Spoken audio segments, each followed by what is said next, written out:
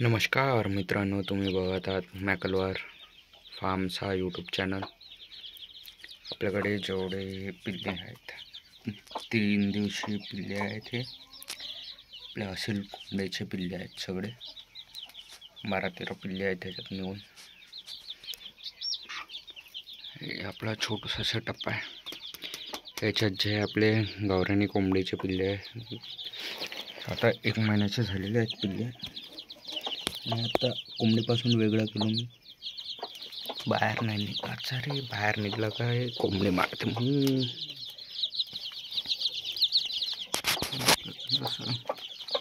21 दिवशी पिल्ले आहे। आणि आता ह्याच्या खाली सगळे आपले बेरडचे आहे पिल्ले।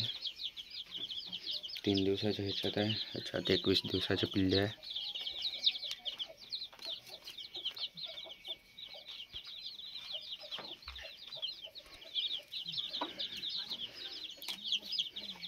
आणि आता बाकीचे आपले सगळे बाहेर आहे।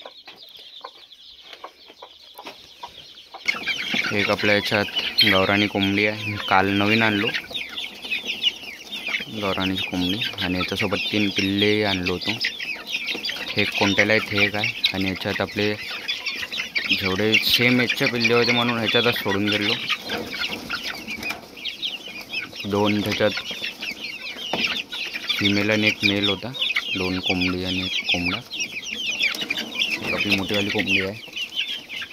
आणि इथं आपला असीलचा एक पेर आहे, त्याच्यासोबत एक गावरानीची कोंबडी सोडलो।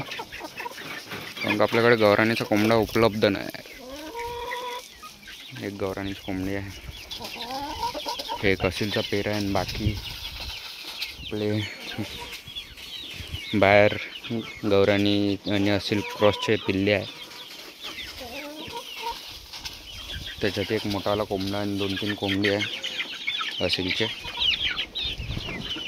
हे याच्यात आहेत पिल्ले आपले सगळे खुंकार पिल्ले आहेत 200। ह्याला फीड टाकतो पहिले, मग खाऊ। एक पिल्लू याच्यात आहे जे काल आणलं होतं। त्या चुकीनं मोठ्या कोंबड्याच्या याच्यात बंद झालं होतं, पूर्ण मार लावून आहे। हळदी वगैरे लावून ठेवलं होतं, थोडं रिकवर होईपर्यंत त्याला अलग ठेवू। हे तर गावरान कोंबडीचे कांदा। आणि हे आता 1-1 किलोचे झालेले आहे कोंबडी सगळे।